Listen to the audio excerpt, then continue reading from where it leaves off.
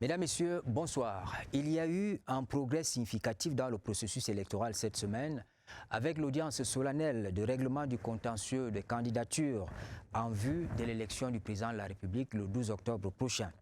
En effet, le Conseil constitutionnel a examiné lundi et mardi dernier toutes les requêtes de contestation et de réclamation relatives au rejet ou à l'acceptation des candidatures. La haute juridiction a ainsi clôturé le débat sur les candidatures définitives du scrutin du 12 octobre. On sait dorénavant qu'ils seront 12 autorisés à prendre part aux opérations de vote. Selon l'article 4 de la loi de 2004 portant organisation et fonctionnement du Conseil constitutionnel, les décisions rendues prennent effet dès leur prononcé. Elles sont publiées au journal officiel. Et ce soir, dans un premier tableau, nous nous intéressons à la méthode encadrée du Conseil constitutionnel qui a permis, selon une certaine opinion, de statuer sur les 35 recours et de dire le droit. L'on s'attend maintenant à un enchaînement d'opérations techniques dans le processus, des opérations qui vont nous conduire vers le scrutin le 12 octobre. Mais la question essentielle est comment arriver à organiser une élection paisible, une élection dont les résultats seront acceptés par tous. Il nous sera possible d'échanger dans un deuxième tableau autour du prologue le projet gouvernance locale et communautaire résiliente dont le lancement de la deuxième phase est annoncé le 13 août prochain au ministère de la décentralisation et du développement local. Posons-nous la bonne question, quels sont les résultats obtenus lors du premier cycle de ce nouveau mécanisme d'allocation des ressources aux collectivités territoriales décentralisées? Pour discuter de tous ces sujets, la CRTV a fait venir Dr Pierre Nka. Bonsoir. Bonsoir, Sévérin Gambélé. Merci d'être là. Vous êtes journaliste, directeur de publication de Sens Politique. J'imagine que votre journal a de la matière après le Conseil constitutionnel. Oui, une précision. Sens Politique n'est pas un journal, c'est une note de conjoncture. Un produit d'un laboratoire de recherche sur les politiques et actions. Vous n'êtes pas lié à l'actualité? Nous ne sommes pas liés à l'actualité, mais nous la prenons de manière conjoncturelle tous les 3 mois. C'est dans ce cadre que nous avons fait un travail préalable qui a été publié et dont les résultats au terme de ce processus, la phase 1 de candidature, nous donnent suffisamment d'arguments pour continuer à faire ce travail avec sérénité et rigueur. Charles Sebouné, à côté de vous, journaliste, grand reporter, chef de service des activités de l'unité des affaires diplomatiques à la CRTV. Bonsoir. Bonsoir, Séverin. Merci d'être là. À côté, Christian Chami, bonsoir. Bonsoir, Séverin. Ça fait bien longtemps. Un bon bout. Merci de m'avoir invité. Merci d'être là, rédacteur en chef du quotidien Le Messager. Jean-François Mebenga également avec nous, bonsoir. Bonsoir et merci pour l'invitation. Journaliste consultant, très souvent, il travaille avec le comité central du RDPC, la commission qui s'occupe de la communication. Tout à fait. Peut-être à ce titre, vous allez intervenir aussi ce soir, parce que vous avez regardé, comme nous, ce qui s'est passé au Conseil constitutionnel. Votre candidat, le candidat du RDPC, la résolution de l'ECAM a été respectée pour lui. Dr Jackson Edielengwa va nous rejoindre à la deuxième partie de l'émission. Il est coordonnateur national du Prologue, projet gouvernance locale et communauté résiliente. C'est lui qui viendra nous aider à comprendre le fonctionnement de ce projet. À tous, merci d'être venus. Cela dit, l'article 136 du Code électoral indique que les décisions du Conseil constitutionnel relatives aux candidatures ne sont susceptibles d'aucun recours. Par conséquent, le débat autour des candidatures est clos. 12 citoyens vont se soumettre au choix des Camerounais appelés à élire un président de la République. Les prochaines étapes cruciales au processus électoral sont tout aussi cruciales que le contentieux de candidature. Je veux dire l'établissement et la distribution des cartes électorales, la mise en place du matériel électoral, la coordination des activités des missions d'observation des élections, la campagne électorale pour les candidats et même le vote.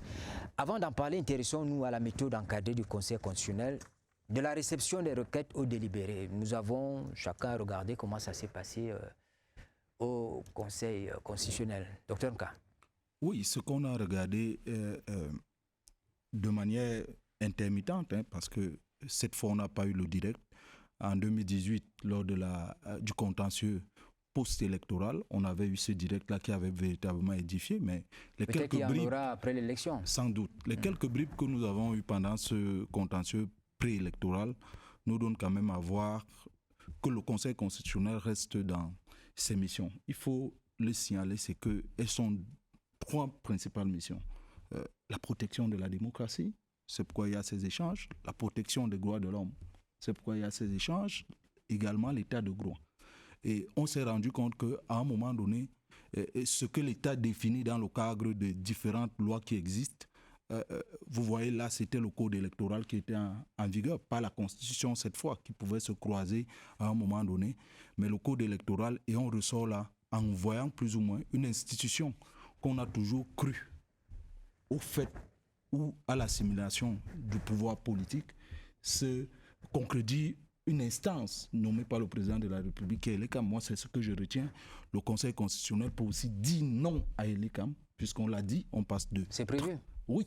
Et lorsque le Conseil constitutionnel a dit non à Elekam, on passe véritablement de 13 candidats au départ à 12 candidats aujourd'hui.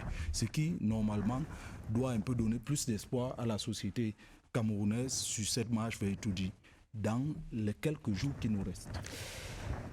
Le recours déposé au Conseil constitutionnel selon l'article 60 qui organise le fonctionnement du Conseil constitutionnel, lorsque un candidat, un citoyen dépose un recours là-bas, en interne, le Conseil le confie à un juge qui est chargé d'instruire l'affaire. Ensuite, le juge en question devra dresser un rapport qui est accompagné d'un projet de décision qu'on soumet à l'ensemble des membres du Conseil. On a vu cet exercice tout au long du contentieux qui a eu au Palais des Congrès. D'aucuns, pour cela, ont pensé que la haute juridiction a dit le droit. C'est le même sentiment que Christian a eu? Oui, je pense que Pierre Kal a dit tout à l'heure, l'exercice, même s'il n'a pas été diffusé, retransmis à direct, beaucoup l'attendaient, fort de ce qui s'est passé 7 ans plus tôt, lors des élections en 2018. Sauf que, Christian, peut-être que les gens ont oublié, la retransmission en 2018, ce n'était pas au niveau du contentieux des candidatures. Tout à fait. C'était le contentieux post-électoral, donc après les élections. Tout à fait. C'est pour ça que je dis que... Non, c'était juste une précision. Le public nourrissait l'envie de ce que le contentieux préélectoral connaisse effectivement le même sort, c'est-à-dire que soit retransmis en direct. Mais pour ce qu'on a vu, il ne revient pas à nous ici, autant que nous soyons journalistes, de tenter de faire un procès au Conseil constitutionnel. Il fallait dire le droit dans le cadre du contentieux préélectoral. Le droit a été dit. Mais Christian, vous êtes d'accord avec moi qu'on a lu ça dans les journaux de la semaine? Il y en a qui ont critiqué véhément le Conseil constitutionnel, indiquant que ils ont relayé les informations des acteurs politiques qui estimaient que c'était plus... C'est de bonne guerre parce qu'on est dans la scène politique, il faut se le dire. Les acteurs politiques, ils font de la politique et effectivement, face au Conseil constitutionnel, ils peuvent être, s'ils ne sont pas satisfaits de la décision, vous savez bien que lorsque vous allez devant une juridiction, soit vous pouvez avoir gain de cause, vous pouvez perdre. Et si vous êtes dans la posture de celui qui n'a pas eu gain de cause, les commentaires qui se font après un exercice comme le contentieux doivent être relayés. Je pense plutôt que nous, journalistes, nous n'avons fait que relayer ce qui a été dit par les acteurs politiques. On n'était pas en train de donner un cours de droit, d'administrer un cours de droit en plénière au Conseil constitutionnel, ou encore de penser que nous allons nous aligner simplement à ce que le Conseil constitutionnel a dit sans prendre le son de cloche des partis politiques. Parce que lorsque vous passez devant le Conseil, voilà pourquoi lorsque vous êtes devant le Conseil constitutionnel, vous constituez votre Conseil effectivement pour tenter d'avoir gain de cause. Et c'est dans ce choc d'arguments, on va le dire ainsi, devant le Conseil constitutionnel, que vous avez finalement gain de cause. Et tout à l'heure, Pierre Kal le disait, en soumettant la candidature de M. Zipan, par exemple, vous voyez, quand on a décidé qu'ils étaient 13, quand on a dit qu'ils étaient 13, on était déjà poussé vers les 13 candidats retenus pour l'élection présidentielle de 2025. Mais il arrive, du haut de la stature du Conseil constitutionnel, de corriger la copie de l'ECAM effectivement en considérant le recours qui a été introduit par, j'ignore le nom de la dame. Christiane Moulende. Oui, Moulende, effectivement.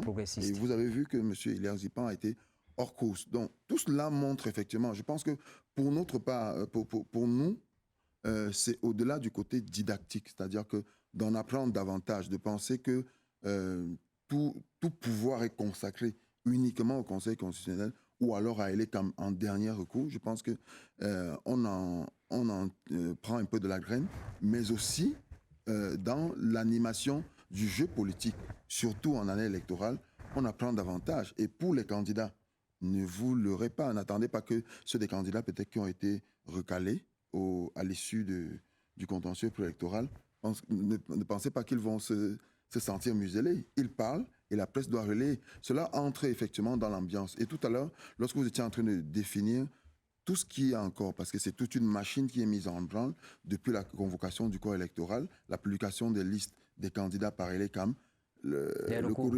recours, le corriger des copies, permettez l'expression par le Conseil constitutionnel, et ensuite la fabrication, distribution des cartes d'électeurs, etc. On est dans cette mouvance-là.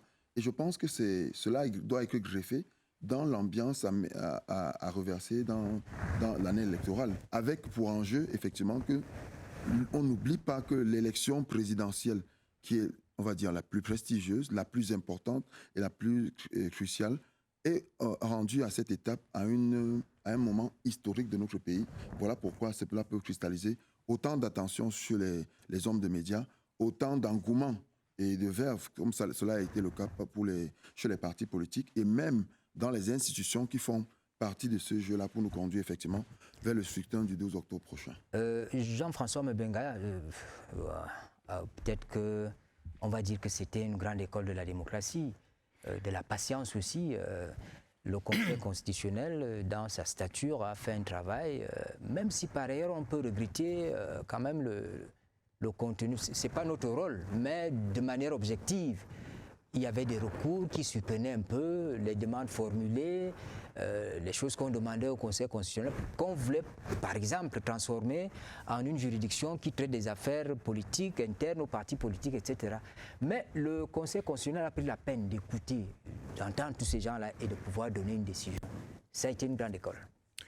Oui, le Conseil, l'ECAM, a dû avoir des problèmes au niveau de la très grande ouverture démocratique donnée aux candidatures.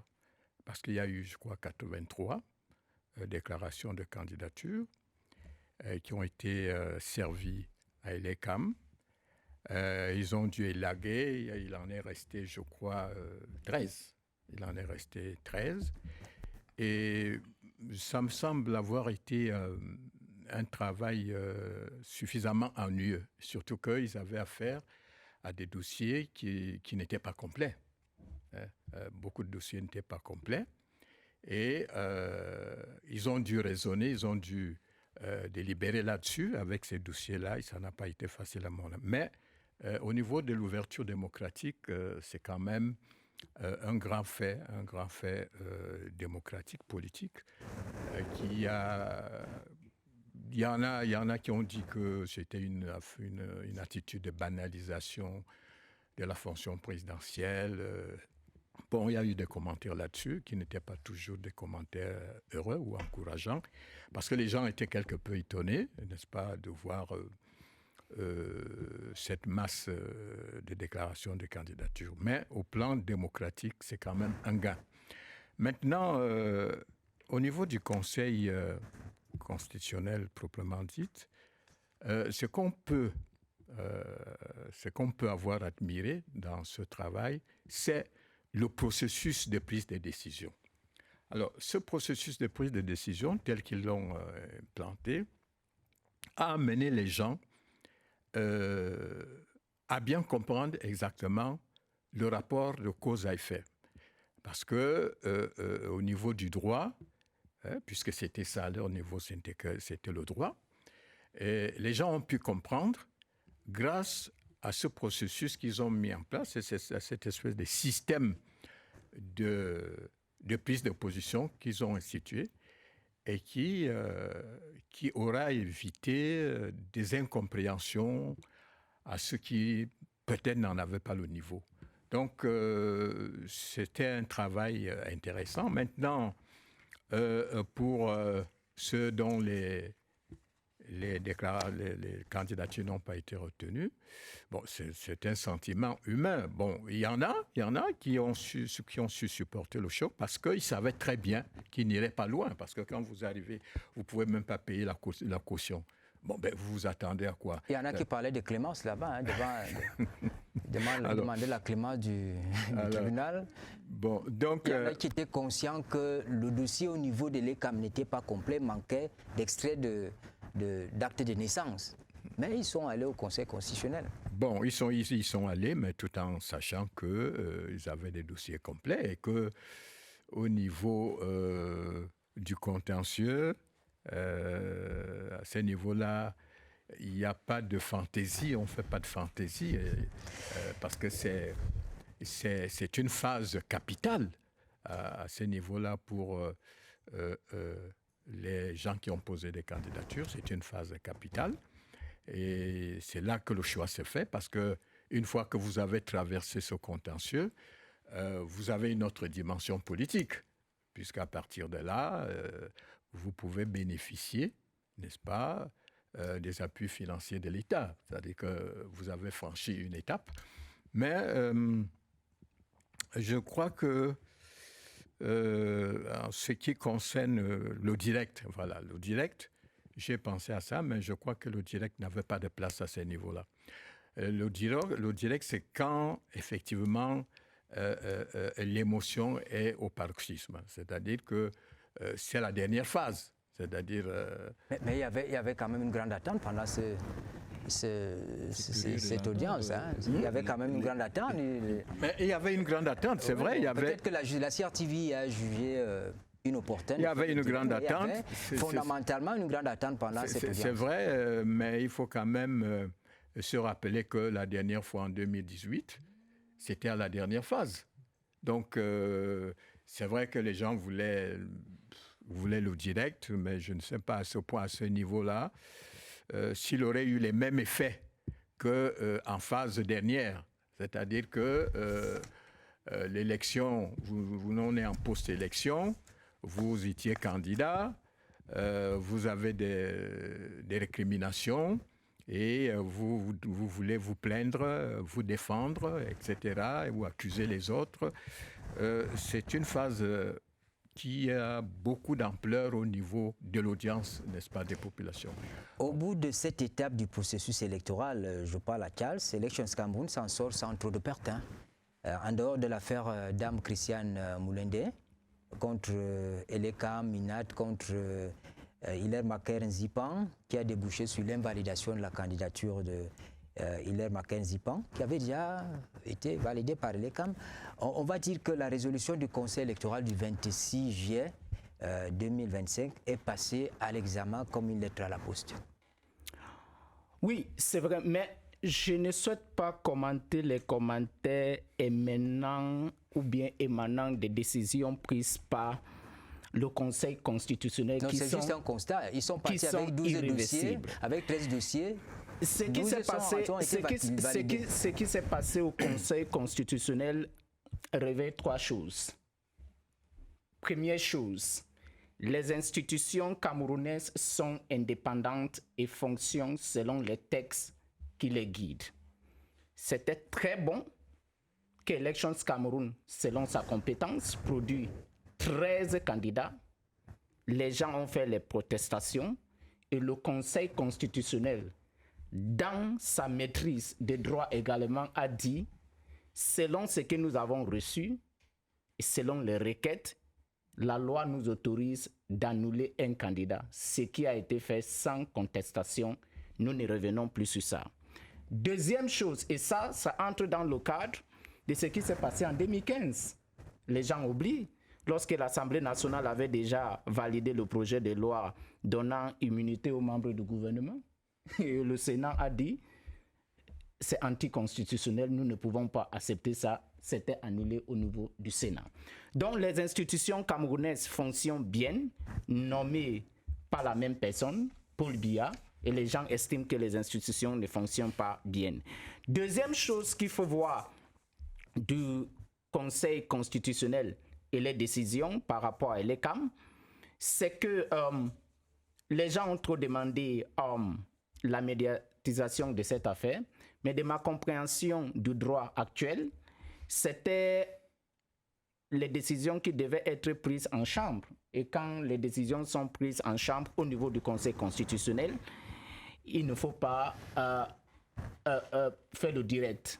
En plus, article 305 du Code de procédure pénale interpelle les journalistes que toute autorisation pour indirecte doit être autorisée par le président d'un tribunal ou bien les autorités compétentes du tribunal. Cela me ramène aux gens qui se sont autoproclamés avec les téléphones à l'intérieur des faits indirects forcés qui a été stoppé. Je pense que c'est pour cette raison que j'ai même le code électoral ici. Autre chose qu'il faut retenir du processus... mais il faut dire, Charles, que le Conseil constitutionnel n'est pas fermé à ce point. Le président, ça ne l'a pas offusqué. En 2018, ça s'est déjà fait. J'ai eu la chance de le faire. J'ai dit bien, c'est le contentieux post-électoral est autorisé à diffuser en direct. Le contentieux préélectoral, selon la réglementation en vigueur, n'est pas forcément autorisé à être diffusé en direct, et c'est cette option. Et vous dites que n'est pas forcément. Oui, j'ai dit forcément, parce que vous pouvez avoir l'autorisation spéciale du président du jury. Et cette fois-ci, ils n'ont pas voulu ça. Dans la logique de... Ils n'ont pas voulu ça. Et ça, vous ne pouvez pas dire le contraire, que ce n'est pas encadré par la loi. Non. Ça peut poser un problème en réalité. Quand c'est en chambre, ce n'est pas forcément le direct. C'est vrai, les Gambélé, on coupe ce genre de problème par la poire d'une manière moderne. Nos institutions doivent s'arrimer à la modernité. Moi, je suggère au Conseil constitutionnel d'avoir une chaîne du Conseil constitutionnel, à l'Assemblée nationale, d'avoir une chaîne de l'Assemblée nationale, au Sénat, d'avoir une chaîne du Sénat, de telle sorte que on n'ait plus cette sorte d'embryomanie entre des gens qui viennent. On peut archiver tout cela et les médias peuvent relayer en fonction. Ça participe aussi de la transparence. Il faut préciser, et puis chaîne YouTube. Non, chaîne télévision. Vous verrez ailleurs. La communication aujourd'hui est multimédia, c'est-à-dire on devrait tout archiver de telle sorte qu'on mette dans un canal qui est propre aux professionnels des médias, de telle sorte qu'ils puissent aller puiser là-bas.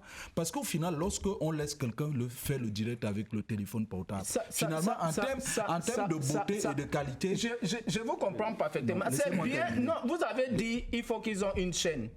Qui vous a dit que le Conseil constitutionnel n'a pas une chaîne qui enregistre tout ça? Ils ont. Mais le fait que vous avez une chaîne ne veut pas dire que vous allez diffuser en direct. Ça, c'est autre chose. Ce que je veux dire, c'est autre chose. L'événement qu'on a vécu au Conseil constitutionnel. Et je vous dis que tout ce qui s'est passé au Conseil constitutionnel est enregistré par les gens du Conseil constitutionnel avec les matériels professionnels. Écoutez-moi. Ils ont les matériels pour ça. Vous pouvez enregistrer et garder, ça ne sert à rien. Vous voyez un peu? Tout ce qu'on a eu là en termes de visage, où on arrête la jeune étudiante de l'ESTIC, on l'enferme, ça, on passe au-delà lorsque le conseil, déjà dans son organisation, a une chaîne, un canal par lequel on peut suivre cela partout à l'étranger. Ça ne se fait pas seulement au Cameroun, ce que je dis là. Ce qu'on demande aujourd'hui, c'est en termes de transparence, la transparence participe de la crédibilité, de l'apaisement même, parce qu'il faut dire quelque chose, c'est que...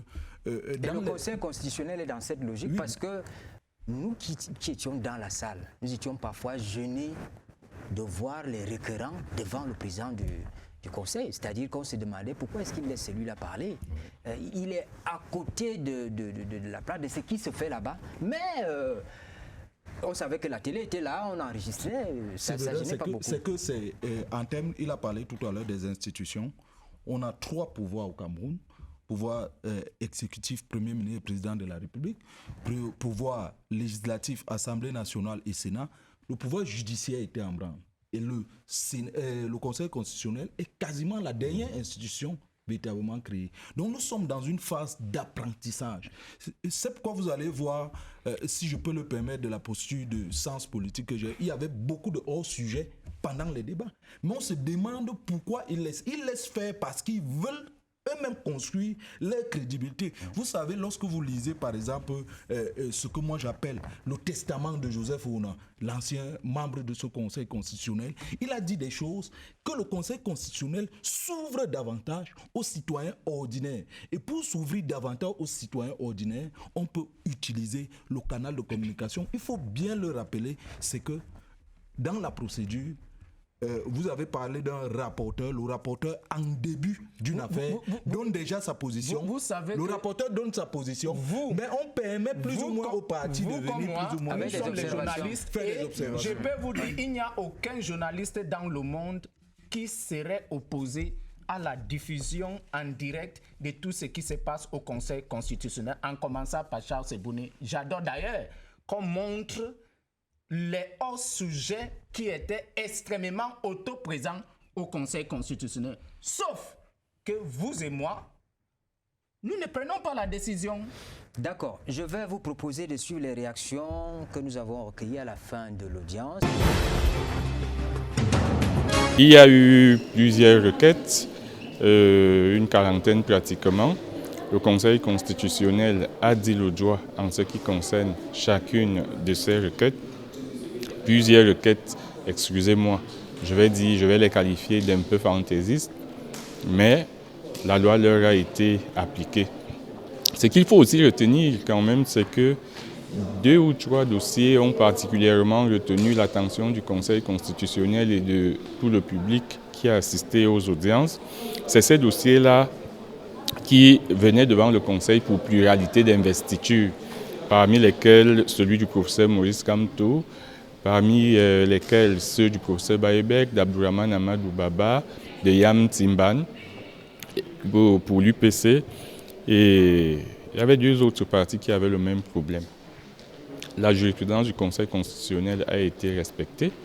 En cas de pluralité de candidatures, toutes les candidatures sont rejetées parce qu'ils n'appartiennent pas au Conseil constitutionnel et encore moins Elections Cameroun d'entrer dans le fonctionnement des partis politiques pour savoir qui dirige le parti ou qui ne le dirige pas. Je ne vais pas commenter les décisions du Conseil constitutionnel. Elections Cameroun a accepté cette candidature, mais le Conseil constitutionnel, à la suite de la requête introduite par une autre militante du parti qui a investi Hilaire Zipan, a jugé que cette candidature-là ne devait pas prospérer. Il l'a annulée et nous nous en tenons à cette décision. On essaye de travailler, et je pourrais même dire depuis janvier, on travaille pour que le processus électoral au Cameroun soit loyal, sincère et respecte les règles de la démocratie. Donc tout à l'heure, le Conseil constitutionnel a rejeté la demande de validation de candidature de Maurice Kamto à travers, qu'est-ce que nous voulons dire, c'est-à-dire à travers un mélange politique, parce que les recours qui ont été joints n'avaient pas raison d'être joints. Donc cette décision qui est beaucoup plus dominée par cette pulsion politique fait que, en réalité, on a consacré la fraude. Tout le monde doit se soumettre à la décision du Conseil constitutionnel en vertu de la Constitution. Et nous sommes des républicains, nous n'allons pas trouver un recours alors que la loi n'a pas prévu un recours. Bon, maintenant qu'il s'agit d'une décision motivée par des raisons politiques, les recours politiques restent ouverts. Et là, ce n'est pas du ressort des avocats parce que les avocats ont fait le juridique, leur travail est terminé, et ils pensent avoir bien fait le travail. Le Conseil constitutionnel n'est pas juge des litiges à l'intérieur des partis. Le Conseil constitutionnel est une juridiction constitutionnelle. Eh bien, le droit a été dit, la compétition va continuer. Et comme vous savez, en politique, les alliances se font et se défont. Nous restons sereins, nous allons continuer de travailler. Nous n'avons pas eu de problème particulier. Les institutions démocratiques mises en place par le président Paul Biya sont en train de faire leurs preuves.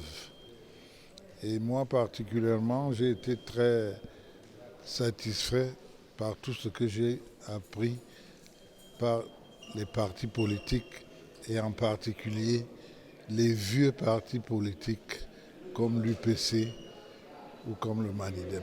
Je vous remercie. Les 12 candidats en lice vont s'atteler maintenant avec le concours de l'ECAM à l'organisation matérielle du scrutin et surtout à la campagne électorale qui commence 15 jours avant le scrutin proprement dit. Ils ont besoin de structurer les stratégies de cette campagne et surtout le suivi du scrutin. Alors, que reste-t-il à faire de plus important aujourd'hui aux candidats, à votre avis? Ils sont passés par le Conseil constitutionnel, ils sont maintenant sur le terrain, on en voit qui commencent à aller de gauche à droite. Qu'est-ce qui est plus important pour eux? Pour les candidats, par rapport à leurs liens avec Elections Cameroun, ils doivent déposer les couleurs, les logos. Oui, le communiqué du directeur général des élections est au sorti plus dans tard, ce sens. c'est lundi le 11. Ouais. Merci de le rappeler. Après cette étape, par rapport toujours aux candidats, ils doivent déjà préparer les manifestes, les programmes qui doivent officiellement dévoiler au peuple camerounais le jour où la campagne de l'élection présidentielle commence. Pour cette année, le 27 septembre 2025, où ils vont passer 2 semaines sur le terrain à convaincre les Camerounais à voter pour eux. Entre-temps, pour les candidats, possiblement, il y aura les alliances qui seront créées, peut-être un candidat unique, peut-être 2 candidats, peut-être 3 candidats. Même pour le parti au pouvoir, forcément, il y a d'autres candidats qui vont rallier derrière lui. Pour l'instant, nous n'avons pas les détails des candidatures ou bien de ces alliances qui seront dévoilées dans les jours à venir. Parlons de ces alliances, c'est important. Jean-François Mendenga, Christian. En ce qui concerne les alliances, vous savez que nous avons rompu avec l'UNDP. On avait une alliance formelle. On n'avait pas d'alliance formelle avec le FSNC. Voilà, il n'y en avait pas, c'était une relation particulière. Vous parlez là en tant que RDPC maintenant.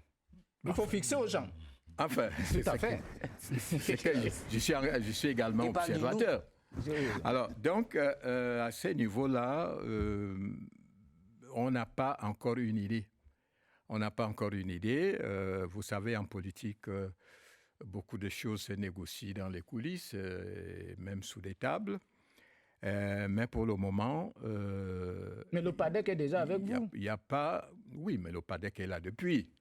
Je parle des nouvelles alliances. Le PADEC est avec nous depuis. Et même les nouvelles alliances, les nouvelles formations politiques récemment créées, on les a vues au palais de l'Unité. Il y a l'UPC qui est là, qui a un statut particulier avec le RDPC dans cette alliance. Bon, donc, une faction de l'UPC. Oui, puisque c'est une fraction de l'UPC. Donc, c'est pour ça que je dis qu'il a un statut particulier. Oui.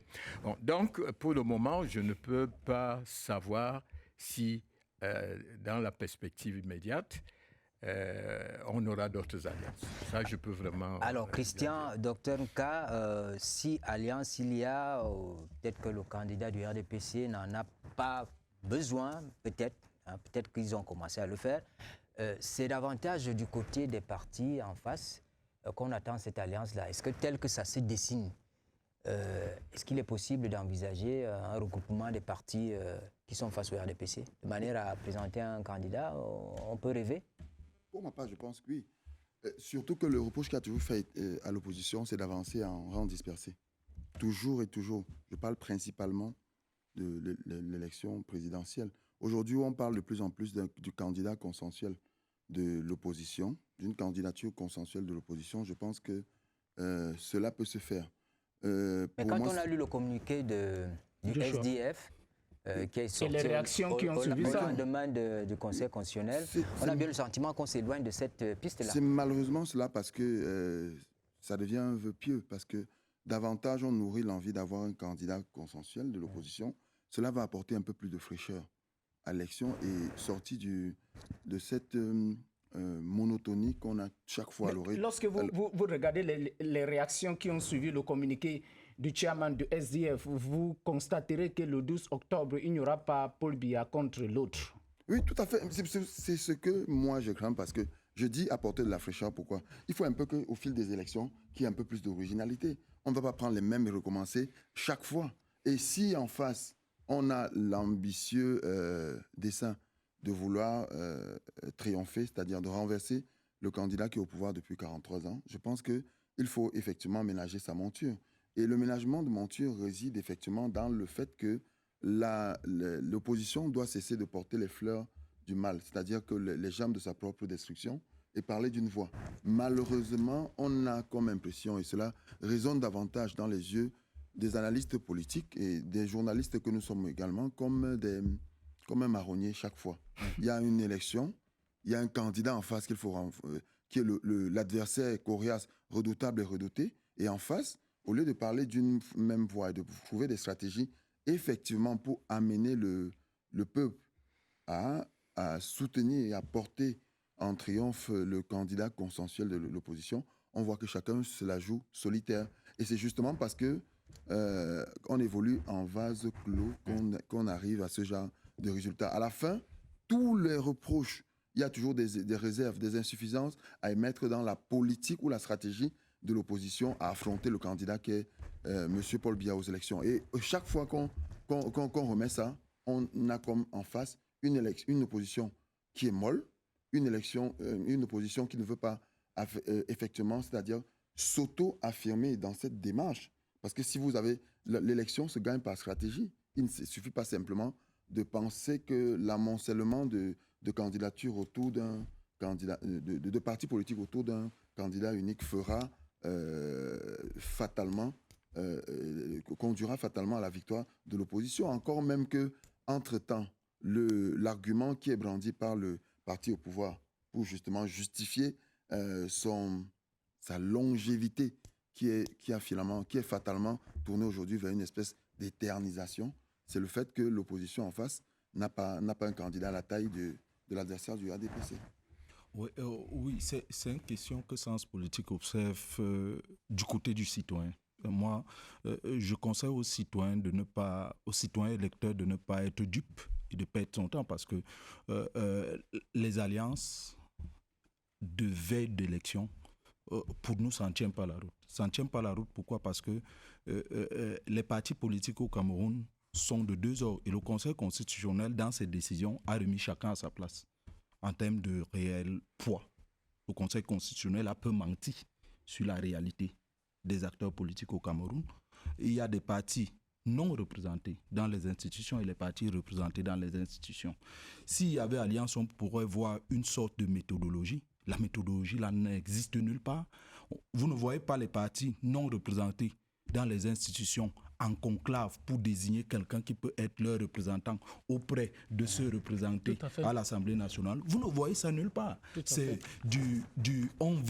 on joue, on se permet de dire n'importe quoi sur l'arène politique, même quand on n'a pas le droit et la légitimité de le dire, on passe le temps à embrouiller. C'est pourquoi ce que vous observez, vous avez vu le week-end dernier, le week-end qui a précédé les décisions du Conseil constitutionnel, il y a eu l'action de Fumban.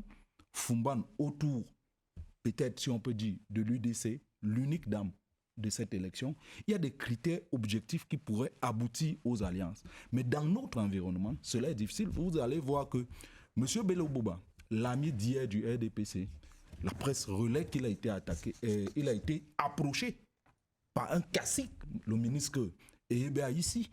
C'est pas moi qui le dis, mais c'est la presse qui le dit. Quand vous observez ce genre de jeu, est-ce que les dernières démissions de ces acteurs adeptes de la partitocratie font partie de la crédibilité? Est-ce qu'ils sont crédibles pour aller s'allier avec ceux de l'opposition? Est-ce que cette opposition, au regard de ce qu'on a entendu du hors-sujet au Conseil constitutionnel, est-ce qu'ils sont crédibles pour essayer d'aller vaincre un homme qui a 43 ans? Parce qu'il faut dire quelque chose, et Christian le dit, éternisation, c'est en réalité, on est dans une sorte de gouvernance à vie au Cameroun, légalisée. Ce n'est pas illégal, c'est légalisé par la levée de la limitation des mandats du président de la République en 2008. Ça fait 17 ans. Qui n'est pas une exception camerounaise. Qui n'est pas une exception. Je dis légaliser, c'est pourquoi je dis c'est légaliser. Non, je ne pense pas que durer au pouvoir au Cameroun on doit dire l'expression éterniser, légaliser. Non, je ne pense pas. Je ne pense pas. Ce que je veux dire, c'est que sur le plan légal, aucune disposition de la loi n'empêche un président sortant d'être là à toutes les élections. Ailleurs, il y a des mandats limitatifs. Ailleurs, il y a l'âge qui est limitatif. Mais ici, chez nous, c'est depuis 2008 que ces acteurs qui sont là aujourd'hui savent que M. Biaé... Ça me ramène à ce qu'un ami m'a écrit de la Grande-Bretagne par rapport à tous ces développements au Cameroun, le président qui a déjà fait 43 ans au pouvoir, pourquoi on ne peut pas limiter? Je lui dis que, monsieur, vous n'avez pas l'autorité morale et psychologique et même situationnelle de me poser ce genre de questions. Parce que vous vivez dans un pays où mandat d'être un premier ministre n'est pas limité. Vous partez quand vous n'êtes pas élu. Vous ne pouvez pas être dans un pays où le chef de l'État est une monarchie, vous êtes là-bas infinitum jusqu'à la mort, et vous voulez me donner les raisons au Cameroun. Le premier ministre britannique, comme le roi ou bien la reine Angleterre, sont là-bas jusqu'au jour où la nature dit vous ne pouvez plus être là-bas. Donc c'est légalisé. C'est une présidence à vie légalisée. Je ne dis pas le contraire. Je ne dis pas le contraire. Moi, ce que je voudrais dire, ce que je voudrais dire, dans une démocratie normale, les gens ne votent pas pour l'âge. Les gens ne votent pas soit vous êtes vieux, soit vous êtes jeune. Les gens ne votent pas soit vous êtes femme ou homme. Les gens votent les programmes proposés aux gens. Si c'était le cas, je ne vois pas comment au Libéria, à l'âge de 80 ans, les gens vont choisir un président l'année dernière contre George Weah, qui a même fait que la guerre finisse dans ce pays qui a 60 ans. Je ne vois pas comment en Malaisie, un premier ministre a été choisi à l'âge de 92 ans. Ce n'est pas la présentation physique encore d'un candidat dans une élection qui s'intéresse aux populations. Si c'était le cas, Roosevelt ne serait pas élu président étant au fauteuil. Moi, ce que je renvoie aux populations camerounaises, regardez les programmes des candidats qui seront proposés. Si c'est le cas de la jeunesse, on va prendre Iram Yodi Samuel, que c'est lui. Vous faites sa campagne? Non, je ne fais pas sa campagne. Si c'est la question d'âge, on va dire Joshua Oshi, Cabral Libi, mettez-vous à côté, Ateki, le plus jeune de ces candidats. Mais ce que j'ai dit, c'est les programmes qui doivent s'intéresser aux Camerounais. Avant le 12 octobre 2025, les acteurs du processus électoral, à savoir les CAM, les médias, les partis politiques, l'agent du gouvernement, c'est-à-dire le MINAT, la société civile, nous tous, nous devons nous mettre ensemble pour limiter l'effet des tensions perceptibles. Nous les voyons, les conflits et les divisions entre différents groupes sociaux. Mais comment y arriver? Oui, à ce niveau-là, d'abord, je voudrais dire que le défaut de concurrence politique véritable, c'est que nous sommes une démocratie jeune. Nous avons peut-être 30 ans de démocratie et on n'avait pas de tradition. Parce que la rupture a eu lieu. Mais est-ce qu'on a besoin d'avoir 100 ans pour... Non, justement, parce que lorsque vous parlez... Oui, il y avait justement la dernière élection, c'est en 65, la dernière élection. Bon, mais je voudrais... Encore qu'aujourd'hui, les anglo-saxons peuvent vous dire qu'on n'a pas besoin de tout ça. Voilà, je voudrais quand même dire qu'il faut une tradition. Parce que lorsque vous allez dans les pays développés, vous allez trouver que les partis politiques qui existent, n'est-ce pas, subissent... Des migrations, mais datent de très longtemps. C'est-à-dire qu'il y a une tradition. Il y a une tradition démocratique, il y a une tradition politique, il y a des familles politiques, n'est-ce pas? Ça fait donc à partir de là, il est beaucoup plus facile, n'est-ce pas, de se lancer dans l'aventure présidentielle que lorsqu'on sort de son coin, on a créé son parti dans une chambre. Or, un parti, c'est une idée, il faut l'ouvrir, il faut des partenaires, ce qui fait que lorsque vous partez, votre parti n'existe plus, c'est-à-dire dans la situation actuelle, c'est ce qui peut nous arriver, n'est-ce pas? Bon, donc les gens n'ont pas fait d'efforts de travail collectif. au niveau de la création des partis politiques. C'est chacun qui a créé son parti. Et puis, il lui a donné une assise familiale ou c'est pas pourquoi. Mais ça ne peut pas prospérer à ce niveau-là. Comment arriver à une élection ça ne peut pas prospérer. Mais quand vous avez... vous partagez une idée, vous partagez une vision, vous êtes ensemble. Quand le président n'est pas là, il n'y a pas de faillite. N'est-ce pas? Il n'y a pas de faillite parce que vous êtes imbibés de la même idée, de la même vision. On va avancer. Comment arriver à une élection apaisée? Donc, maintenant, pour arriver à une élection paisible, peut-être juste une phrase. Moi, je pense que l'une des manières pour arriver à des élections paisibles, c'est pour tous les acteurs du processus électoral d'essamer avec la vérité. C'est-à-dire donner aux populations camerounaises l'information qui est juridiquement correcte, une information vérifiée et vérifiable. Il ne faut pas les mentir. J'ai entendu hier les gens dire Elections Cameroun a signé une convention secrète que personne n'a aucune clause. Il n'y a qu'Elections Cameroun et les Nations Unies qui ont ces clauses. Ça, c'est faux. C'est débat évacué. Oui, je dis simplement c'est faux. C'est ce genre d'informations qu'il ne faut pas véhiculer, qui ne nous avancent pas et qui sont d'abord les mensonges. D'accord. Jean-François Bengavet, qu'est-ce qu'il faut faire pour que nous ayons une élection apaisée? Parce qu'après le 12 octobre, le Cameroun va continuer à vivre. Oui, tout à fait. Mais malheureusement, nous avons des séquelles de la pré-campagne. Il y a eu des séquelles. Parce que vous vous rappelez les débats qu'il y a eu, les attitudes que les gens ont adoptées. C'était déjà entre les opinions, les contestations et tout ce qu'il y avait. Finalement, avec l'élimination de certains candidats, n'est-ce pas, ces candidats qui ont failli, qui n'ont pas rempli les conditions, il y a un certain nombre de séquelles qui se sont accumulées. Et à ce niveau-là, la campagne est libre. Elle est libre, chacun vend son produit. Bon, elle est libre, ça veut dire qu'il y a liberté d'expression. Alors, s'il y a liberté d'expression, alors comment endiguer ces discours, c'est-à-dire le discours électoral, par rapport aux gens qui vous disent nous, si ça marche pas, nous allons perturber l'élection, nous allons perturber le scrutin. On peut arrêter le scrutin. Ça, c'est l'une des stratégies de l'opposition. C'est-à-dire arriver à bloquer, n'est-ce pas, le scrutin. Bon, donc, il y a cet aspect de contrôle collectif des bureaux de vote. C'est-à-dire qu'on demande aux gens d'aller défendre leur vote. Comment est-ce qu'ils vont défendre ça? Ça voudrait dire... Il faut qu'ils soient représentés dans les bureaux de vote. Bon, ils sont représentés, la tradition voudrait qu'ils soient représentés. Ça, on le fait depuis. Mais apparemment, ceux qui réfléchissent à cet objectif-là estiment que il faut que les gens, devant chaque bureau de vote, que les gens s'accumulent et qu'on leur donne les résultats tout de suite, etc., etc. Donc, il y a une attitude j'allais dire de rébellion qui se prépare. C'est-à-dire qu'il il suffira d'un petit pépin,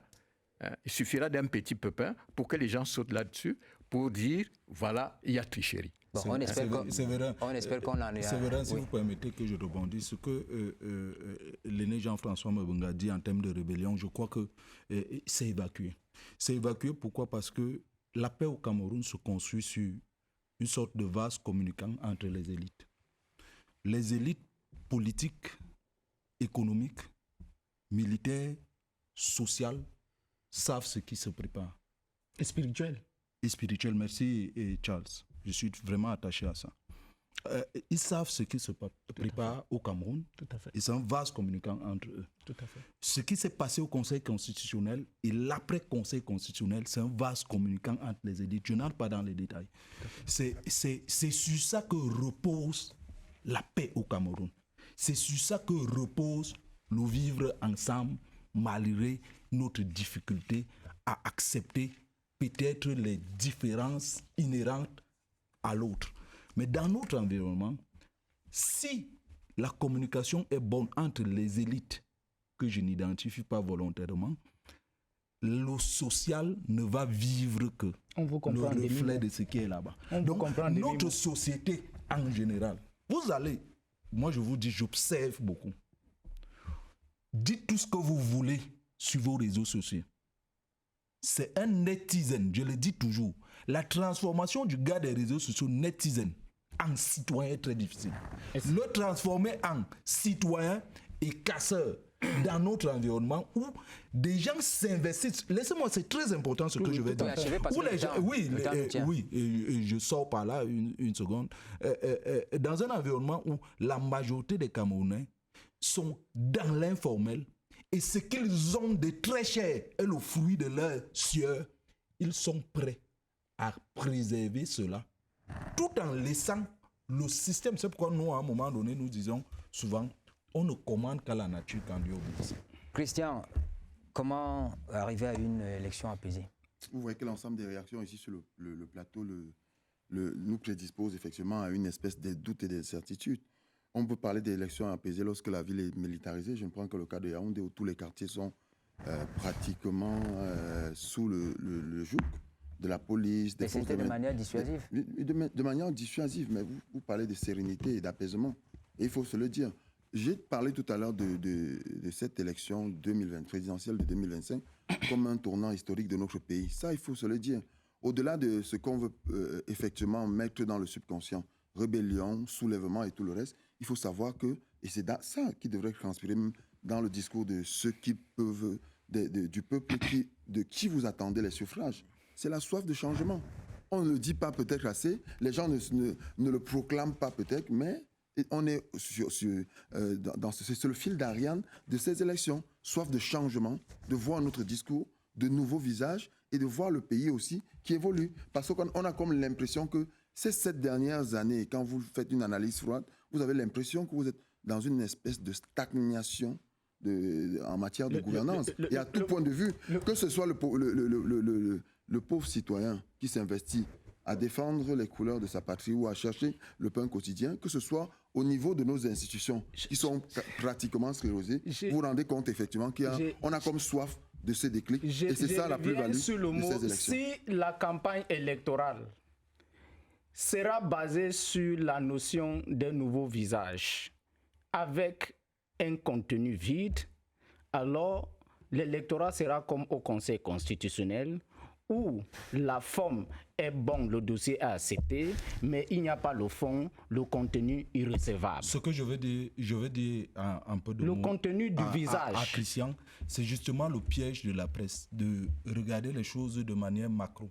Tout à fait. Vous êtes dans la presse, quand vous avez tous les indicateurs micro au Cameroun, 5 cimenteries, boulangerie qui tourne, machin, c'est dur à vivre pour certains, mais je dis, la plupart des indicateurs sont favorables à ce que les gens qui sont en face se disent qu'ils peuvent. C'est pourquoi le SGPR les écoute et les reçoit au nom du chef de l'État pour avoir quelque chose et se dit, même si je reste, que ce que l'opinion publique pense de moi et que ce que je peux bâtir. C'est dans ce sens que quand vous observez, ce que je dis là c'est vraiment important, quand vous observez le déploiement du RDPC, ils ont épousé toutes les politiques publiques, c'est-à-dire ça commence dès le quartier et le quartier jusqu'à la région, de la région jusqu'au niveau de l'État.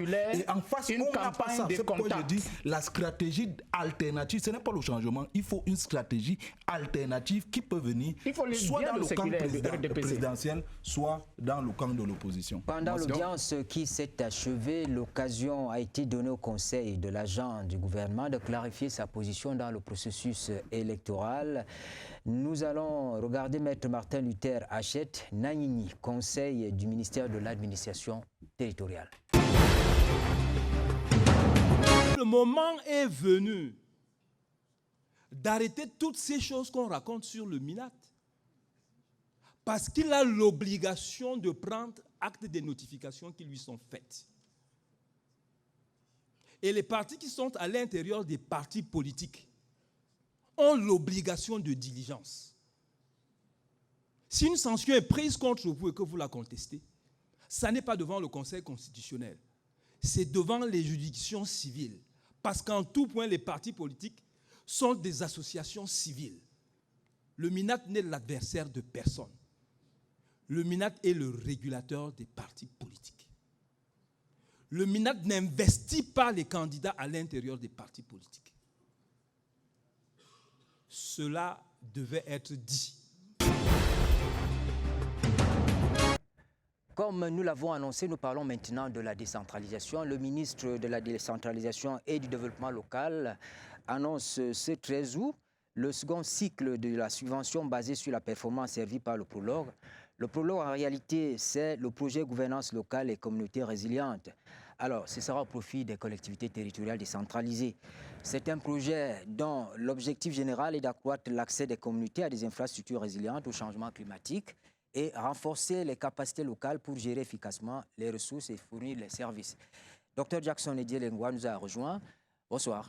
Bonsoir. Merci d'être là. Vous êtes le coordonnateur national du Prologue. Eh bien, ce projet représente une initiative ambitieuse, c'est ce qu'on dit, visant à transformer durablement les conditions de vie des populations dans les zones ciblées. On en parle depuis quelques temps. A-t-on véritablement, vous qui êtes sur le plateau, une meilleure connaissance de cette autre initiative dans le champ de la décentralisation? Charles Ebouné, vous avez une idée de ce projet? Oui, je pense que la dernière fois, il y a environ 7 mois, on avait discuté ce sujet ici ensemble avec le coordonnateur présent. On avait discuté sa nouveauté. On avait parlé des zones ciblées, l'extrême nord. À l'occurrence, par exemple, certaines zones dans les régions du nord-ouest et du sud-ouest. En tout cas, les zones où il y a les conflits, soit naturels ou bien environnementaux. Mais ce qui nous a intrigué la dernière fois, c'était sa phase initiale. Peut-être aujourd'hui, ils ont fait des évolutions. Mais comme je disais la première fois qu'on parlait sur ce sujet, il me semble que les thématiques évoquées sont extrêmement éloignées des réalités des personnes concernées. Quand on parle des changements climatiques, alors que nous n'avons pas les routes, on veut faire les communautés résilientes au changement climatique. Quand on n'a pas encore les routes, on n'a pas encore l'école. Il me semble que c'est... Je ne sais pas, moi, si c'est parce que c'est financé par la Banque mondiale ou bien les autres bailleurs de fonds, que nous décidons à décider à Washington ce qui est nécessaire pour les gens de Ngeremenduka ou bien de Fondjomokwet, je ne sais pas moi. Mais tout ce que je sais également, c'est que toute initiative prise dans le cadre de l'implémentation de la décentralisation si chère à tous les Camerounais pour rendre les services très proches aux populations, c'est une initiative louable et acceptable à tous les Camerounais.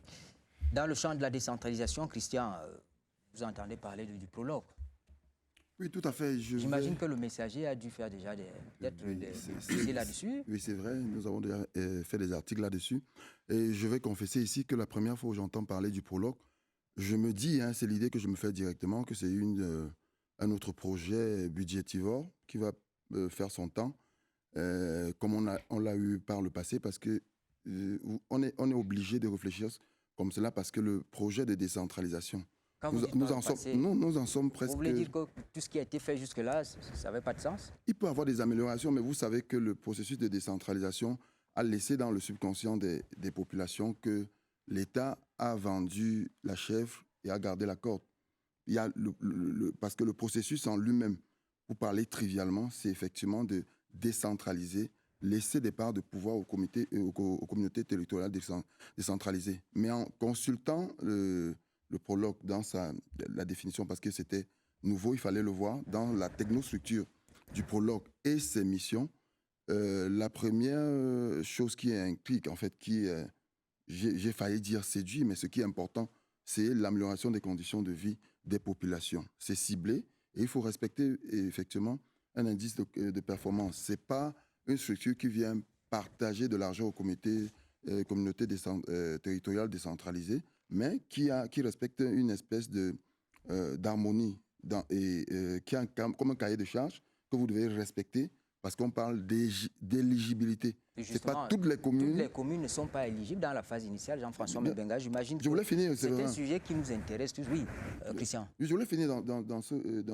sur ce point-là pour effectivement montrer que toutes les initiatives qui sont portées dans le sens de l'amélioration des conditions de vie des populations sont les bienvenus, mais il faudrait effectivement qu'il y ait un suivi et que ces initiatives soient pérennes et qu'elles profitent effectivement aux communautés pour éviter le procès qui est fait chaque fois au processus de décentralisation, de connaître des goulots d'étranglement, de connaître des blocages ou d'être un processus simplement qui est mort-né alors qu'il devait être implémenté sur une durée bien établie. Dans le champ de la décentralisation et du développement local, c'est un enjeu majeur. Il faut pouvoir laisser aux collectivités territoriales décentralisées la possibilité de disposer des ressources, des moyens pour se développer. Alors, le prologue, depuis qu'on en parle, il vous fait sensation? Le prologue, j'en ai entendu parler, mais je ne connais pas ses frontières. Jusque-là, je ne connais pas très bien au niveau de l'occupation de l'espace de décentralisation. Comment est-ce que ce projet s'intègre dans cet espace? Et nous avons au départ, on a eu d'autres soucis. C'était le souci d'amener les populations à participer justement au développement à partir de leurs propres efforts. C'est-à-dire que l'espace rural, l'espace qui est couvert par les collectivités décentralisées, cet espace-là devrait être également un espace d'initiation à la petite entreprise. Un espace qui permet aux populations de s'exprimer parce que les populations dans ces zones-là ne peuvent pas rester des éternels ouvriers. Vous êtes ouvrier agricole, il faut amener ces populations dans le système qui a été préalablement institué, amener les populations à être des producteurs, pas seulement du cacao, je ne sais pas moi de quoi, mais à être créateurs de richesses également à leur niveau. Maintenant, le projet, est-ce qu'il a des priorités? Est-ce qu'il y a des zones d'essai? Est-ce que ça intègre ou ça avale les communes? Est-ce que c'est en parallèle? Bon, ça fait qu'il y a un certain nombre de questions qu'on peut se poser à ce niveau-là parce que il faut vraiment que ça soit efficace et que ça puisse satisfaire tout le monde. Sinon, il y aurait des conflits de frontières. Monsieur le coordonnateur, entre les supputations, vous comprenez que ce projet n'est pas très bien connu. Peut-être par vous, avec les communautés qui travaillent avec vous, peut-être qu'on a une meilleure connaissance de ce que c'est. Mais pour le grand public, quand on dit prologue, on renvoie à quoi? Aidez-nous à comprendre. Je pense peut-être nous avions parlé de cette question il y a quelques mois sur ce même plateau. La cible étant les communautés, je pense que ce sont les communautés qui sont les plus sensibilisées et informées. Mais bien sûr, il y a la nécessité pour le grand public d'avoir une bonne connaissance du projet. Je voudrais peut-être prendre quelques minutes pour rappeler un peu à l'attention de nos auditeurs et des autres panélistes sur cette émission, c'est quoi le prologue? Et il faut dire que oui, l'investissement public à travers les ressources transférées aux collectivités, c'est quelque chose qui se fait, mais dans la continuation de ce qui se faisait déjà avec l'État central, c'est-à-dire le bloc salle de classe, comme nous l'avons dit la dernière fois. C'est quelque chose de standardisé au niveau central et qui est juste mis en application par la collectivité. Mais il y a une notion forte de changement climatique qu'il ne faut pas ignorer. Les événements que nous avons observés, les glissements de terrain, les inondations permanentes dans la ville de Limbé, la sécheresse qui avance dans le septentrion, sont des phénomènes qui viennent détruire les investissements que nous faisons sur les infrastructures parce que nous ne pensons pas toujours à la résistance de ces infrastructures. Donc, ce n'est pas comme Charles a dit, nous oublions le développement de base. Non, nous restons dans les routes. Nous restons parce que c'est ça qui est le plus important pour les communautés. Hein. Tout à fait. Oui, vous parlez du climat, du glissement du terrain. Donc, ce que je veux dire, c'est pas partout. C'est que nous essayons de dire. Quand vous parlez de route, vous parlez de salles de classe, c'est tout le monde qui se sent concerné. Ce que nous essayons de dire, c'est regarder le nombre de routes qui ont été détruites par les aléas climatiques. C'est refaire le même investissement N fois. alors qu'il est possible de faire l'investissement une fois et en anticipant sur les aléas climatiques. C'est pour ça que la notion de climat... Comme fut le cas avec la route de Nkongsamba. Par exemple, la route sur Sanchou, la nouvelle route sur Yabassi, vous savez qu'il y a eu une section qui a eu un éboulement. Mbankolo, nous n'avons pas oublié ce qui s'est passé en Mbankolo. Je pense que ce sont des événements qui nous rappellent que lorsque nous faisons un investissement public, pensons à la durabilité. Donc, si on demandait quelle était l'innovation du Prologue, c'est que c'est un projet qui vient faire de l'investissement, mais dans la durabilité. Parce que le projet anticipe sur les risques climatiques et définit des structures et technologies innovantes qui permettent à l'infrastructure de mieux résister aux aléas climatiques. Maintenant, pourquoi nous sommes dans le contexte de la décentralisation, et c'est ça qui est très important, c'est que nous avons effectivement suivi le processus de l'autonomie des CTD. Le Prologue ne réalise aucun projet. Le Prologue, principalement, octroie des subventions aux CTD. Donc, nous sommes dans le transfert de la ressource financière. Mais là, vous tenez aussi les CTD, hein? Vous les tenez parce que c'est vous qui accordez les subventions. Or, les CTD souhaiteraient avoir des ressources pour travailler. Si vous tenez... Ce sont ces ressources que nous leur donnons. C'est ce que Christian a dit tout à l'heure. La décentralisation est financée par deux mécanismes qu'il faut qu'on se fixe bien. Ce sont les transferts de fiscalité, soit par une compétence fiscale, soit par de la fiscalité nationale repartie au CTD, ou alors par des transferts de ressources. Nous sommes dans le pan du transfert des ressources. Et ce que nous disons, c'est que, contrairement à la pratique habituelle, nous ne venons pas faire avec la CTD, nous lui transférons la ressource. Ce qui est important de noter, c'est autant il est possible que l'État central ait une fracture sociale avec la population, il ne faut pas ignorer que la CTD aussi, dans son exécutif, réussit à avoir une fracture sociale avec la population.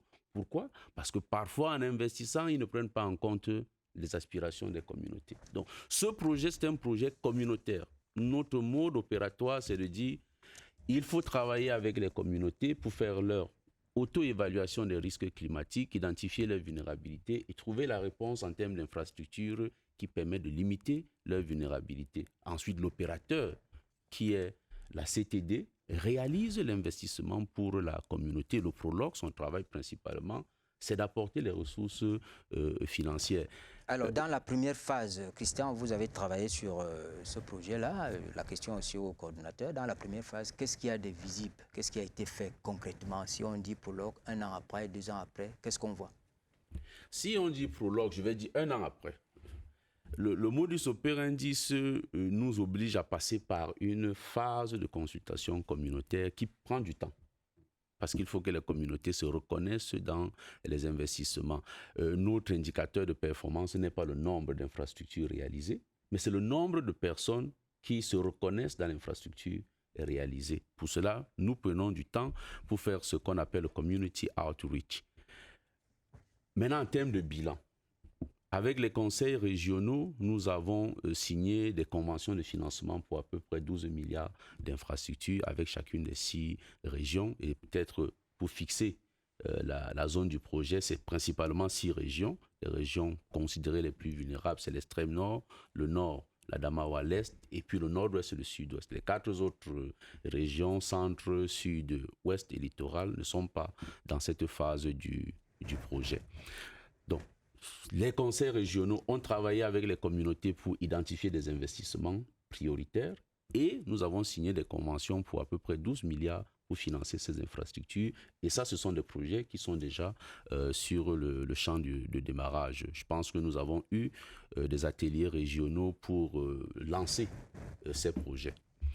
Avec les communes, nous avons commencé par 60 communes pilotes. Et nous avons signé effectivement 60 conventions avec les communes pilotes pour à peu près 13 milliards de francs CFA. Des projets qui ont été identifiés par les communes et sélectionnés par des comités internes au niveau des communes. C'est à peu près 489 projets que les communautés ont identifiés et qui sont en train d'être lancés. Nous sommes dans une phase d'initiative basée sur la performance que nous avons lancée l'année dernière.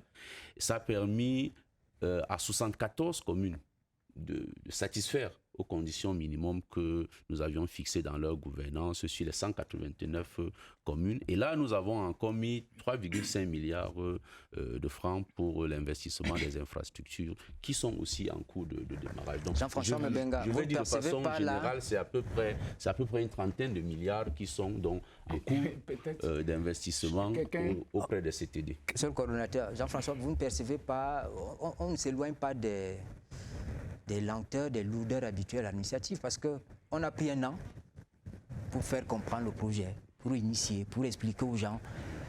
C'est pas différent de ce qu'on faisait avant. Mais maintenant, au niveau des communes, puisque je crois c'est les communes le maître d'œuvre, le maître d'ouvrage, comment est-ce que ça se passe? Est-ce que les projets qui sont initiés par les communes, est-ce qu'ils sont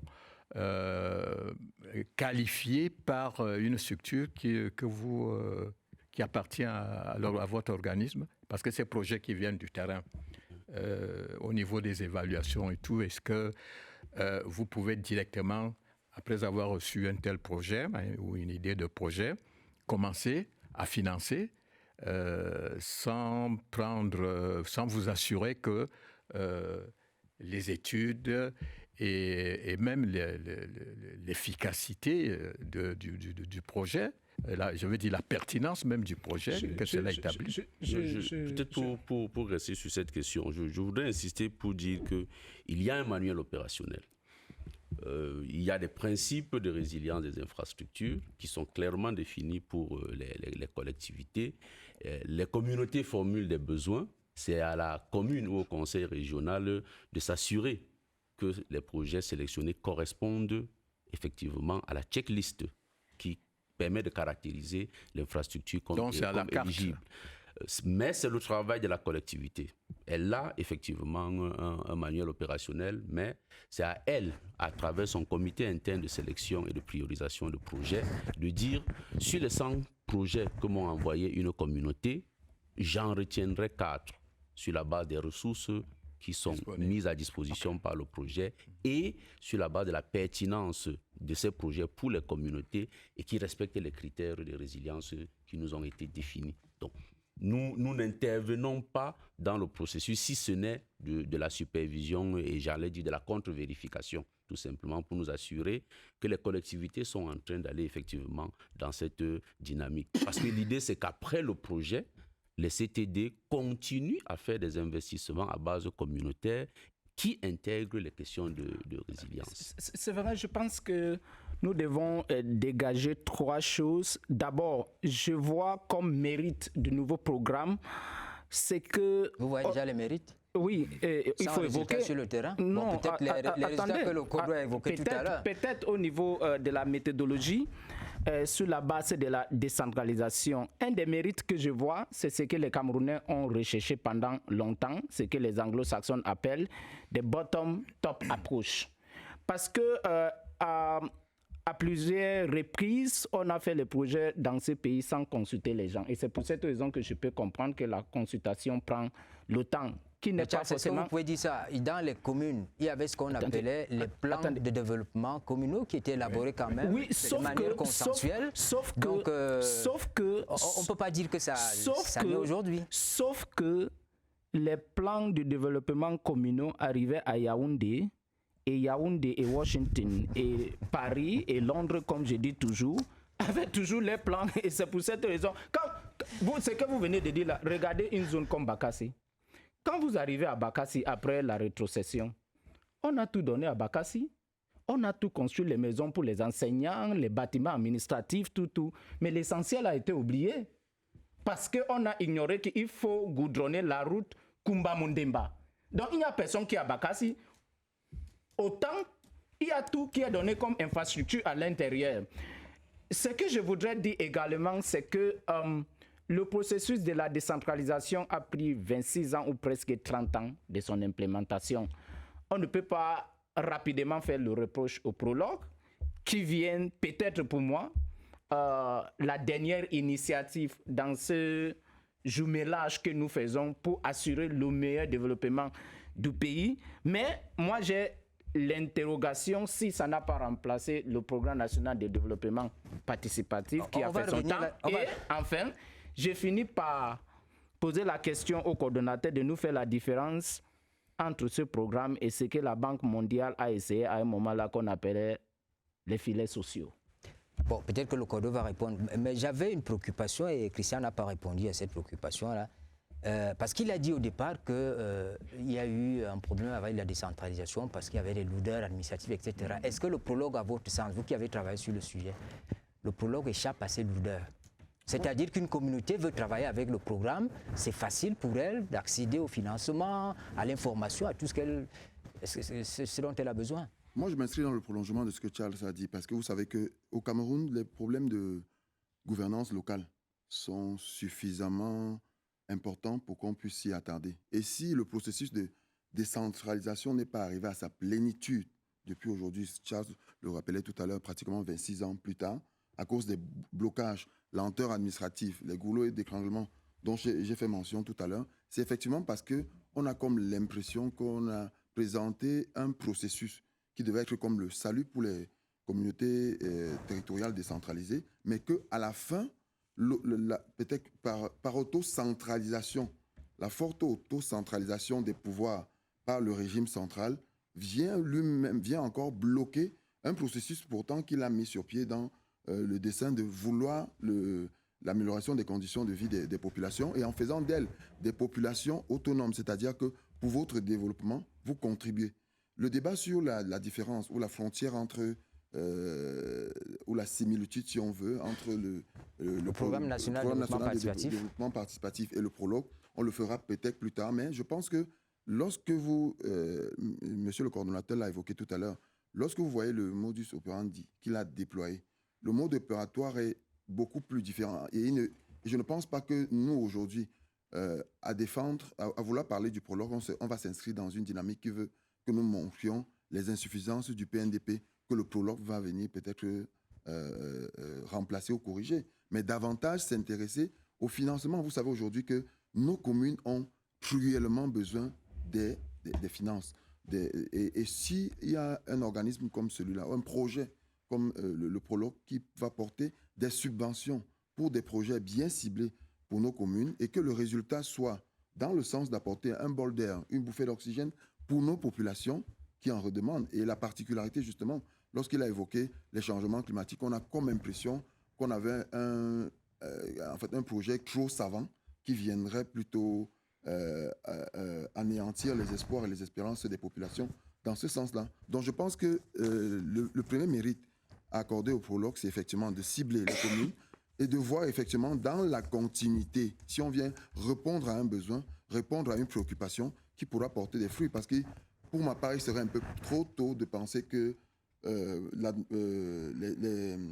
les étapes ou bien les expériences passées nous l'ont prouvé qu'effectivement, il y a trop de projets qui finissent par embrumer le processus de décentralisation tel que nous l'avons perçu. Projets, non, même les structures qui sont responsables de la décentralisation sont extrêmement énormes. Je le dis justement pourquoi, Charles, quand on a parlé de la sécheresse, les inondations, les éboulements de terrain qu'on constate aujourd'hui de plus en plus, apparemment on a l'impression qu'on veut bâtir un idéal et sans se soucier en amont de l'environnement dans lequel nous devons prospérer.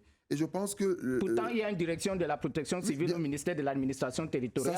Ça, c'est un autre débat qu'on devrait faire parce qu'effectivement, on a comme l'impression qu'il y a un attentisme à ce niveau-là. Et effectivement, le prologue ne devrait pas évoluer, même si c'est un projet qui a sa charte, qui a son cahier de charge, ne devrait pas également évoluer en vase clos. Parce qu'on a l'impression que le pouvoir, lorsqu'il y a des projets comme ceux-là, abandonne sa responsabilité ou son pouvoir à accompagner ces projets pour le rendre plus fort dans la dynamique d'améliorer les conditions de vie des populations, plutôt que de rester dans un attentisme qui revient sur ce qu'on a évoqué tout à l'heure. Et autre chose, c'est vrai, le fait pour moi de savoir qu'il y a des communes qui ont été ciblées, et ce n'est pas une espèce de tombola, elles ont été ciblées suivant des critères de performance Bien bien établi. indiqué. Et l'argent que vous percevez également, vous le justifiez de par l'utilisation que vous en faites, mais aussi les projets, l'orientation sur les projets vers lesquels il est porté. Donc je pense aujourd'hui que Sauf que nous devons rester dans cette dynamique au lieu de faire des projets, des projets qui sont un peu plus précoces. Bon, on ne va pas faire le parallèle avec le PNDP, mais je crois avoir déjà entendu ce type de discours avec le PNDP. Encore que le prologue et le PNDP, c'est la même source, c'était la Banque mondiale. Donc, vous venez avec une approche différente. Oui, on va attendre que les résultats suivent, hein, monsieur le coordonnateur. Vous voyez qu'il y a du travail. Je pense qu'on va faire une évaluation voilà. avant les résultats. Mais juste un point, c'est de dire que la famille de la décentralisation pose un certain nombre de préoccupations. Leur préoccupation, c'est nous voulons de l'autonomie dans la décision des investissements.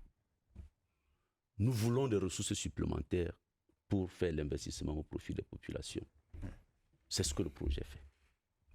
Ça répond d'abord à cette première préoccupation. Mais nous sommes dans la politique nationale. Donc, nous sommes aussi en droit de dire à la collectivité, nous avons fait beaucoup d'investissements, école à Limbe 3, parce que nous n'avons pas pensé au mouvement du recul de la terre par rapport à la mer. Quelques années plus tard, l'école a disparu. Il faut prendre en compte les problèmes de résilience au changement climatique lorsque vous définissez vos investissements. Sinon, vous les recommencerez régulièrement dès qu'il y a un aléa qui va passer par là. Ça, c'est ce que nous poussons la collectivité à faire. Mais au-delà de ça, et c'est pour revenir sur la question de la différence opérationnelle, le PNDP était le laboratoire d'apprentissage de la collectivité. Le prologue considère que la collectivité a de façon satisfaisante appris. Nous pouvons leur accorder des subventions et les laisser faire, bien sûr sans ignorer que nous continuons avec le renforcement des capacités. Je pense que beaucoup n'ont pas la chance de faire le tour de nos collectivités dans les coins les plus reculés. Alors, qu'est-ce qu'on peut relever comme innovation pour la seconde phase qui est annoncée à partir du 13 août? Qu'est-ce qui, fondamentalement... C'est vrai, peut-être, avant que le coordonnateur évoque la question de l'innovation, autre chose qu'on pourrait dire, les gens du Nord-Ouest et du Sud-Ouest sont capables de vous dire que peut-être vous êtes en retard, parce que le travail que vous êtes en train de faire aujourd'hui, selon leur expérience, du Nord-Ouest Development Authority et du South-West Development Authority fait ça depuis. Pourquoi en plus de cela, il y a le programme présidentiel de développement. Charles, je voudrais vous rassurer. Parce que c'est depuis 1988 c'est créé. Je voudrais vous rassurer. La plus vieille institution de décentralisation dans ces pays. Je voudrais vous rassurer sur une chose. Oui. C'est que dans ce processus avec 60 communes pilotes, il y en avait 11 dans le nord-ouest et une dizaine dans le sud-ouest. Je peux vous rassurer que ce sont les communautés qui sont allées le plus rapidement dans le processus de community outreach pour confirmer le fait qu'il y a une très grande expérience de cette pratique du bottom-up dans la région du nord-ouest et sud-ouest. Et les innovations? Donc, maintenant, c'est pour revenir au sujet central. Nous avons effectivement eu une initiative de subvention basée sur la performance que nous avons lancée l'année dernière, basée sur des indicateurs simples de gouvernance. On en avait retenu 6. Est-ce que la collectivité vote son budget dans les délais légaux? Est-ce qu'elle rend compte, elle fait la reddition des comptes à travers ses comptes administratifs? Est-ce qu'elle a un comité paritaire pour l'avancement et la gestion de son personnel? Est-ce que sa commission de passation de marché fonctionne bien? Et est-ce que le service de base, qui est l'état civil, est fonctionnel dans cette collectivité? Sur 189 collectivités, communes qui se sont soumises à cet exercice, 74 ont satisfait toutes les conditions et ont donc reçu cette enveloppe supplémentaire qui est la subvention basée sur la performance. C'est 40% que nous leur donnons. Les restes de 60%, nous leur accordons cela si maintenant elles passent aux indicateurs de performance. C'est-à-dire nous allons regarder la façon avec laquelle elles réalisent les projets. Est-ce que c'est vraiment de l'alignement sur les besoins des populations? Est-ce que la participation citoyenne est bien respectée? Et est-ce que la qualité de l'infrastructure répond aux normes et standards de résilience? Une fois que c'est fait, elles recevront les 60. Ce second cycle a deux particularités. C'est que nous repassons les 189 communes à l'évaluation. Espérons que les 115 qui n'ont pas passé le premier la première évaluation pourront passer cette évaluation et recevoir les subventions. Et nous ajoutons les conseils régionaux à l'exercice cette année. Donc, 6 conseils régionaux aussi seront soumis à l'exercice d'évaluation de leurs performances et pourront se discuter à peu près 7 milliards d'investissements supplémentaires. Donc, le champ de décentralisation au niveau du conseil régional est celui qui va s'intégrer dans ce nouveau cycle de subventions basé sur la performance. Alors, les autres communautés, collectivités territoriales qui ne sont pas concernées par la première phase, peut-être pas moins par la deuxième, je parle du centre par exemple, je parle des autres. Est-ce que ça ne vous fera pas un double travail? Il faudra recommencer à adapter ces collectivités au travail que vous êtes en train de faire pour rattraper celles qui sont en avance. Non, je ne pense pas.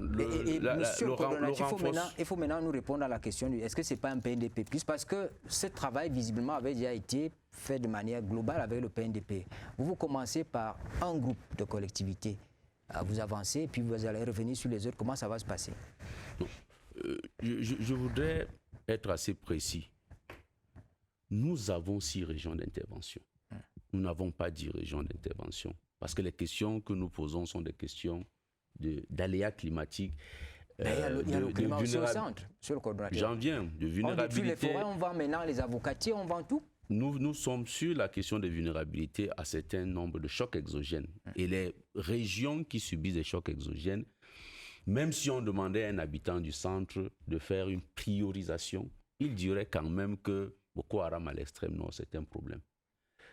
L'avancée de la mer à Kribi. La crise socio-politique dans le nord-ouest. Oui, l'avancée de la mer à Je suis en train Kribi. de vous donner la priorisation. Lorsque vous avez des ressources limitées, vous devez prioriser. Si nous faisons 10 régions, on est d'accord qu'on va aller dans du saupoudrage. Il faut qu'on soit d'accord là-dessus. Donc, le projet a fait une priorisation qui peut être contestée, mais c'est celle-là qui a été retenue, ces 6 régions. Donc, concentrons-nous sur ces 6 régions.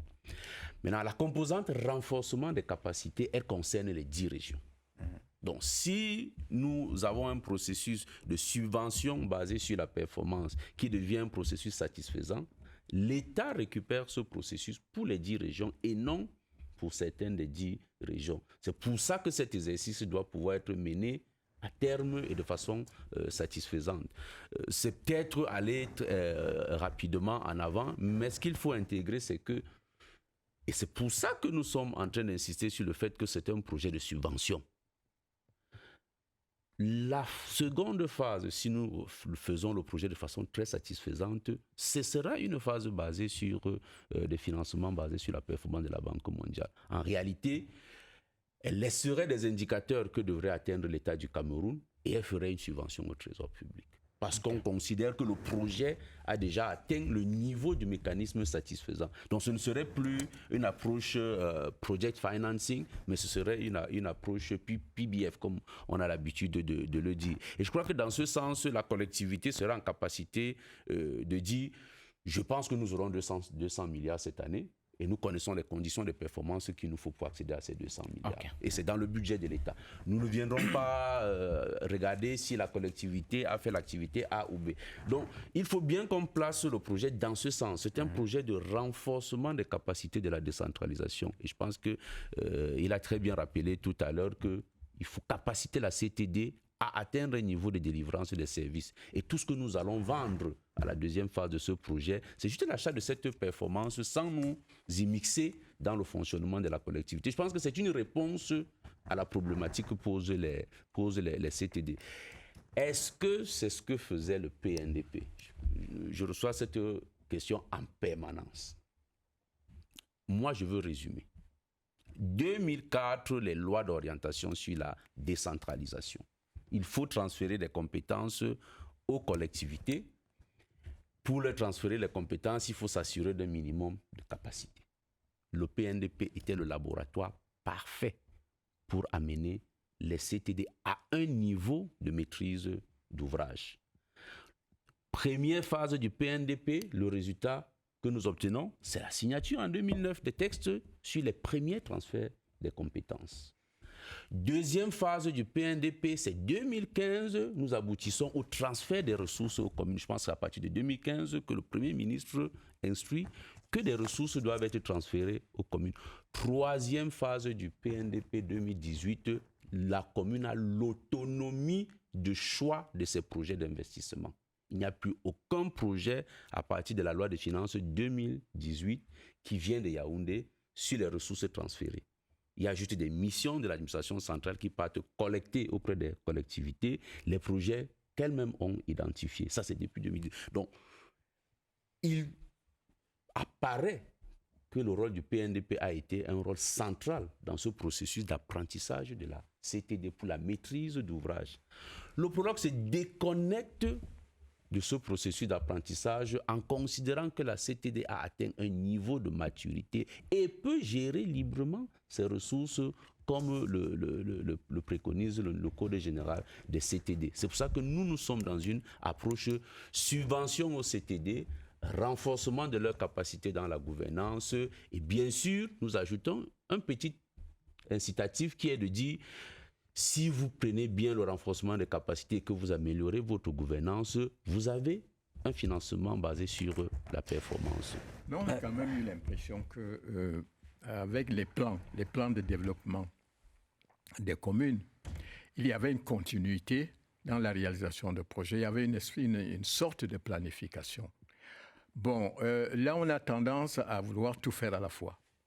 Et si on a tendance à vouloir tout faire à la fois, je crois qu'au niveau de la satisfaction attendue, il y aurait des problèmes parce qu'il y aurait des ruptures à un moment donné. Donc, c'est vrai, il y a... Juste dire que nous ne sommes pas dans un processus qui annule la planification locale. La planification locale est un processus permanent.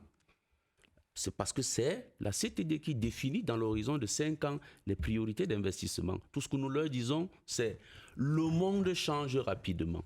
C'est pas parce que nous avons fait un plan sur 5 ans que nous avons consulté à la base sur 5 ans que lorsqu'il faudra venir choisir le projet, il faut aller le chercher dans un document qui a été fait il y a 5 ans. Non, il faut revenir à la base pour l'investissement. La réforme de la planification locale, c'est de dire le nouveau guide, et le Minevel a produit un nouveau guide méthodologique de la planification locale. Ce guide fixe les objectifs. La collectivité dit j'ai besoin pour atteindre le niveau de scolarisation de la fille d'à peu près, je vais dire une bêtise, 200 salles de classe, 2000 tables, bancs, 300 instituteurs. C'est ça la cible. Mais où est-ce qu'on choisit l'école? Pour choisir l'école, il faut faire la consultation communautaire. Ce n'est pas parce que nous avons consulté pour élaborer le plan que pour faire l'investissement, il ne faut pas faire la consultation. Donc le prologue apprend à la CTD de consulter la population au moment du choix de l'investissement. Alors, je rappelle que sur la base des derniers faits d'actualité, le prologue a signé le 13 juin dernier une convention cadre avec AFG Bank Cameroun. Cet accord, dit-on, facilitera la mise en œuvre des projets des collectivités territoriales décentralisées. Et la banque en question mettra à la disposition du prologue, c'est ce qu'on a dit, des services, les solutions digitales, les infrastructures, les guichets, en vue de la réalisation des sous-projets d'investissement sur la base des subventions dédiées respectivement au soutien des infrastructures communautaires et intercommunales.